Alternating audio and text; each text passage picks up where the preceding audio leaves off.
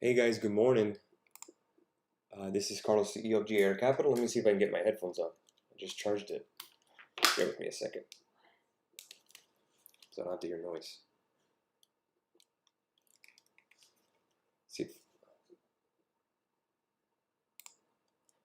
See if I can get this.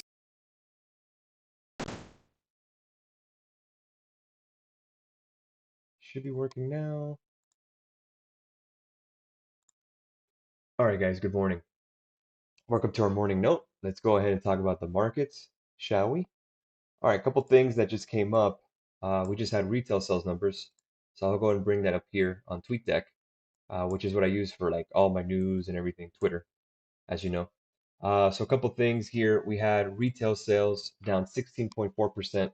The consensus was 12.3%. But the big news was this, and I'll go ahead and bring it up here on Live Squawk. You could see here, and I tweeted it earlier. See, well, President Trump will announce a vaccine update in the Rose Garden. I'm going to see here. China ready to target Apple, Qualcomm, and Cisco and Boeing in retaliation for the Huawei ban, Global Times. That's kind of like their mouthpiece. That's why we're down on futures. We were actually green earlier in the morning, around 4 a.m. when I was up.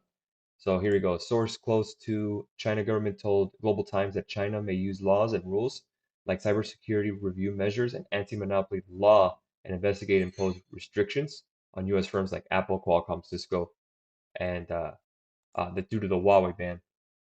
Let me see if I can get the actual headline from the U.S. Uh, Here we go.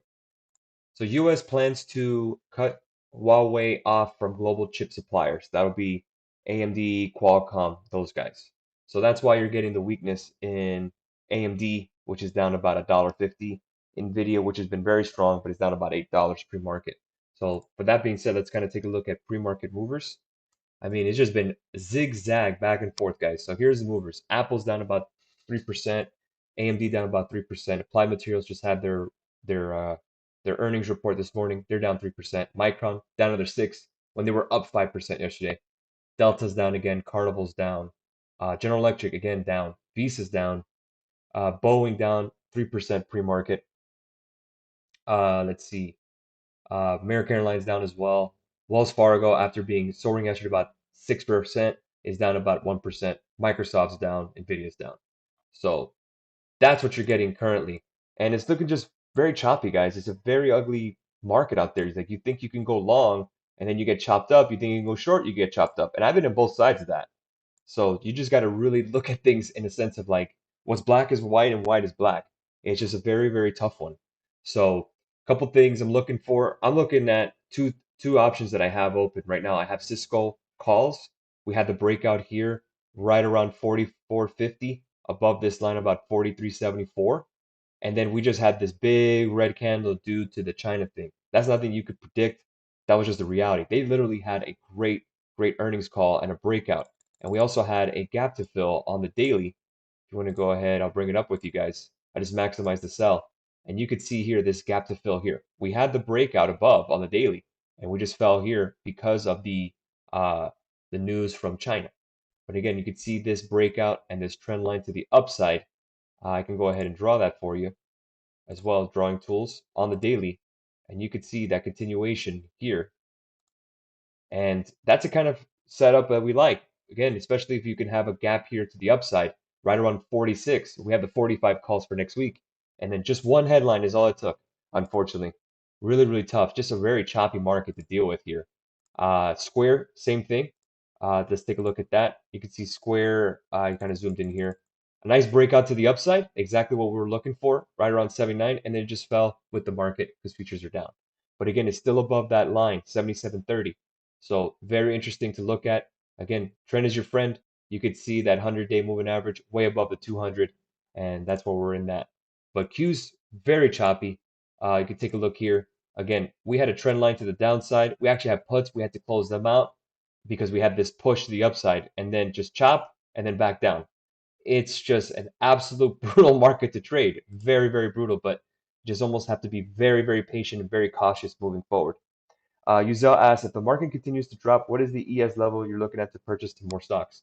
Okay, so let's take a look at that. I'll maximize myself.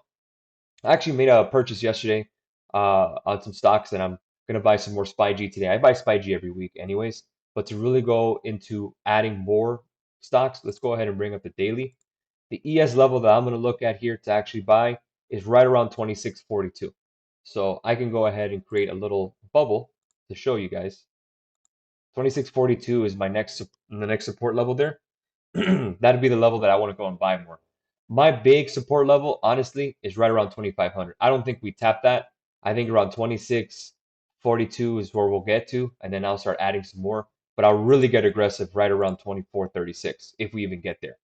So these are my two levels here on E-mini futures, 26.42 and 24.36. 24.36, I'll be adding a lot more than I would be at 26.42.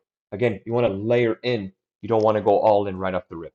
So that's what we're looking at. But if you're looking at trading today, honestly, you just have to be extremely careful because now we're going to get it's a headline driven market now. So you have COVID, you have all this stuff going on, but now you have more China news now, and it's just more fuel to the fire because you have bears getting chopped up like yesterday, and you have bulls getting chopped up. So you just have to be extremely, very, very careful. So moving forward, if you're in your trades, you may want to go half positions, maybe 1 to 2% until you get some consistency around. That's very prudent and it's actually very smart moving forward. So again, this is just temporary, guys. This isn't forever. It's a very tough market, but again, at the end of the day, it doesn't mean things can end. I don't think the world's gonna end anytime, but it's just chop for the most part. You could see on E-mini futures, 29.30, we broke it twice, and then we're back down to 27.66. That's 150 points. That's a lot. That's a big range for it to be chopping in for about 2 weeks, almost a month now. This is about 20-day chart here, and you could see just straight within this chop. So you have two breakdowns, one more breakdown, another breakdown, and then a pop. So 27.86 is your support, and then your resistance now is right around 28.60, guys. So take a look at 28.70 would be your resistance on E-mini futures. If we can get a clean break above that, then you can start going bullish. If you get a clean break below 27.60, which is the last point downside, then you can start targeting 2700. But until then, you almost have to expect the unexpected. That's the hardest part. Should I cut my 522 Apple call? I'm thinking of holding unless it breaks 300. Let's see how we open up, Justin. But I feel your pain, man, because I was looking at puts yesterday too on Apple, and then it soared, and then now it's back down. So you're just like want to just pull your hair out. So right now you just kind of want to stand pat. Let's see where we'll get the price action in the morning. Vipul asks, what are your thoughts on Disney, Microsoft, and QSR as of today, entry levels? Vipul on Disney. Let's see on Disney together. Disney, right around 104.36. You're basically right at the midpoint of the channel. Nothing to do there. Visa, again, I'm assuming that you're trying to look at in regards to trading. Visa, you're right at the 200 at 179.50. Again, nothing to do here. Microsoft, you're not getting any kind of movement. Right in the middle, well, right smack dab in the middle of these two resistance support points. So nothing to do there. And the QSR, QSR looks a little better. QSR is right at the 100. Let's see if you can break 52.84. Go and place that alert. And then if you break that above, then that could be interesting. But the rest, not so much. Mike says, do we sell Cisco at the open? I wouldn't sell at the open. We need to see exactly where we are. Remember, it's for next week. So let's kind of see what we get in regards to Cisco. We're still holding pat above the 200. Again, just some news headlines that came out. Let's see what we get moving forward. And again, it's all about the open. Can't do anything now. Can't panic, especially at pre-market levels. It's just no point. All right. Any other questions here? So one of my investment club members just asked me on shop. He said he wants to buy. He wants to get into some shop. Let's see what his entry level would be. Okay, so let's take a look at Shopify. So let's go ahead and expand Shopify here. You have the 100-day moving average here right around 736. If I wanted to get in shop, let's see if we can get to 703. That would be below the 100. So let's say 703. That would be my level there.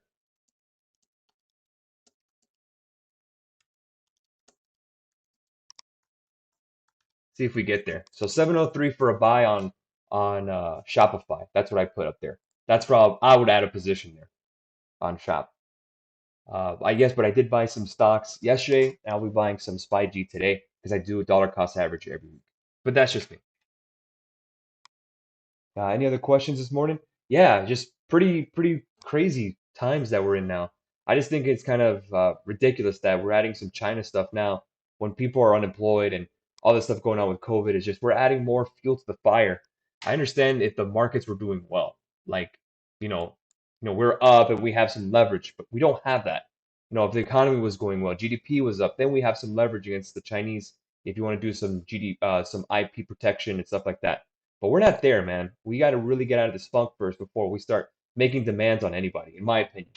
But that's not a political statement, it's more of an economic statement. But yeah, just been a brutal one, guys. Trust me, I'm in the front lines with it every day, and it's just absolutely want to tear your hair out. But listen, at the end of the day, it doesn't last forever. This is what we go through. We've had some really great times of great trades, some really great weeks, great months, great years. Tough times happen, man. This is not an easy thing to do every day. This day trading, and you don't know what's going to happen. It's all risk at the end of the day. So, as we'll always post our winners or we'll always post our losers. We'll always be upfront with you guys and transparent. And I don't want to say to you guys that this is easy. I don't want to say to you guys that life is easy or trading is easy or, oh, we're 100% all the time because it's not true. It's not true.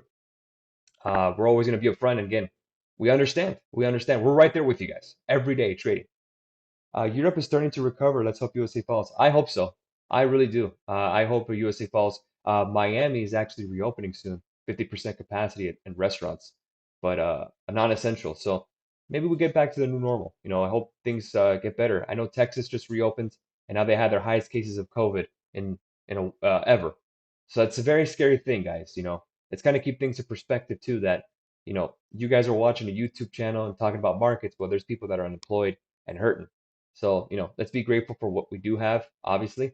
And, let's see if we can get out of this little funk here and move forward. Let's get better. That's all it is. That's all we can do is just get better every day. And Cisco is starting to bounce here. Square is starting to bounce here too.